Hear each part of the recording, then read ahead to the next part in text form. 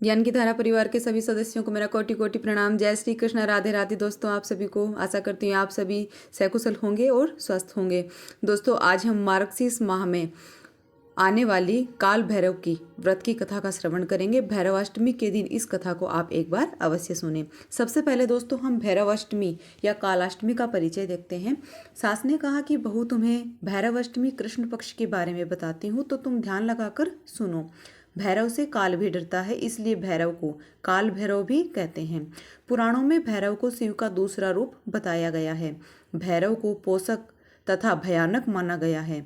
मार्गशीर्ष कृष्णाष्टमी को मध्याह्न के समय शिवजी के अंश से भैरव जी की उत्पत्ति हुई थी, इसलिए इस दिन भैरवाष्टमी का उत्सव मनाते हैं। शिवजी संहार के देवता हैं, इसलिए भैरव को भी संहारक मानते हैं। अब हम दोस्तों भैरवाष्टमी के व्रत की विधि देखेंगे। इस दिन व्रत करके मंदिर में जाकर शिव शंकर व भैरव की पूजा करनी चाहिए। कथा, कीर्तन, जप, पाठ आदि करके भैरव को गंगा स्नान कराने वाले व्यक्ति को वर्ष भर लौकिक तथा पारलौकिक बाधाओं से मुक्ति मिलती है।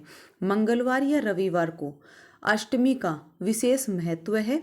भैरव की पूजा के उपरांत उनके वाहन कुत्ते का पूजन करें, उसे दूध, दही व मिठाई खिलाएं।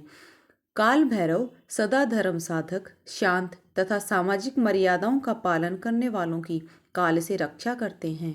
काल भैरव की शरण में जाने से मृत्यु का भय नहीं रहता। अब हम दोस्तों भैरवाष्टमी की कथा का श्रवण करेंगे। चलिए दोस्तों सुनते हैं। एक बार भगवान विष्णु जी ने ब्रह्मा जी से पूछा कि इस ब्रह्मांड का सर्वश्रेष्ठ रचनाकार कौन है। तो ब्रह्मा जी ने कहा कि इस ब्रह्मांड में मैं स्वयं ही सबसे सर्वश्रेष्ठ हूँ। ब्रह्मा जी का उत्तर सुनने के बाद भगवान विष्णु को उनके शब्दों में बहुत ही अहंकार दिखा, जिसे सुनकर वह क्रोधित हो गए और उन्होंने कहा, इस संसार की रचना आपने मेरी आज्ञा से ही की है। और फिर दोनों मिलकर चारों वेदों के पास गए और अपने सवाल का उत्तर ढूंढने लगे।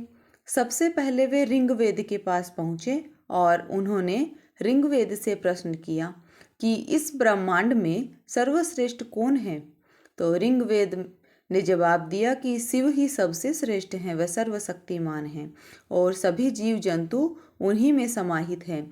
इसके बाद जब यही सवाल यजुर्वेद से पूछा गया तो उन्होंने उत्तर दिया, यज्ञों के द्वारा जिसे हम पूजते हैं वही सबसे श्रेष्ठ है और वह भगवान शिव के अलावा कोई और नहीं हो सकता।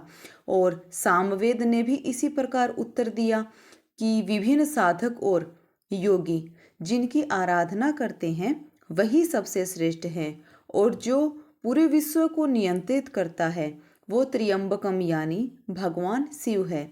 अथर्ववेद ने भी कहा कि भक्ति मार्ग पर चलकर जिसे पाया जा सकता है, जो इंसानी जीवन को पाप से मुक्त करता है, मनुष्य की सारी चिंताएं हरता है, वही शंकर सबसे श्रेष्ठ हैं।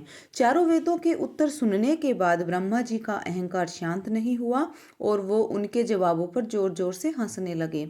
इतने में ही वहां दिव्य प्रकाश के रूप में महादेव आ पहुंचे। शिवजी को देखकर ब्रह्मा जी का पांचवां सर क्रोध की अग्नि में जलने लगा। उसी वक्त भगवान शिव ने अपने अवतार की रचना की और उसे काल का नाम देकर कहा कि यह काल यानी मृत्यु का राजा है। वह काल मृत्यु का राजा कोई और नहीं, भगवान शिव का अवतार भैरव था। ब्रह्मा जी के क्रोध से जलते सिर को भैरव जी ने उनके धड़ से अलग कर दिया, लेकिन ऐसा करते ही भैरव जी को ब्रह्म हत्या का पाप लगा। तब भगवान शिव ने भैरव से कहा, अब तुम्हें ब्रह्म हत्या का दोष लग चुका है और इसकी सजा है कि तुम्हें एक सामान्य व्यक्ति की तरह तीनों लोकों पर भ्रमण करना होगा। जिस स्थान पर यह शीश तुम्हारे हाथ से छूट जाएगा वहीं तुम इस पाप से मुक्त हो जाओगे। तो शिव जी की आज्ञा पाकर काल भैरव तीनों लोकों की यात्रा पर चल दिए। तीनों लोकों की यात्रा करने के बाद वह काशी पहुंचे।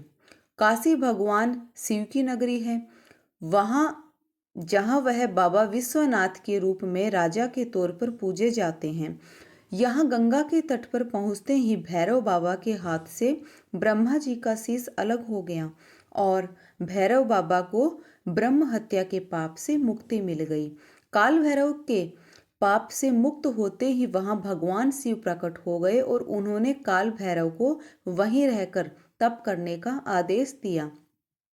भगवान शिव ने काल भैरव को आशीर्वाद दिया कि तुम इस नगर के कोतवाल कहलाओगे और इसी रूप में यहाँ युगों युगों तक तुम्हारी पूजा होगी। भगवान शिव से प्रेरणा पाकर जिस स्थान पर काल भैरव रह गए वहाँ उनका मंदिर स्थापित किया गया।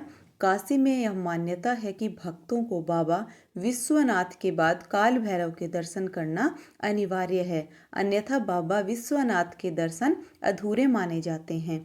जिस स्थान पर ब्रह्मा जी का सिर गिरा था उसे कपाल मोचन तीर्थ कहा जाता है। दोस्तों, यह थी हमारी आज की भैरवाष्टमी की व्रत की कथा। आपको यह कैसी लगी? अच्छी लगी हो तो इसे एक लाइक और अपने परिवार में भी अन्य सदस्यों को जरूर शेयर करें ताकि वह भी इस कथा को सुनकर इसका पुण्य लाभ प्राप्त कर सकें।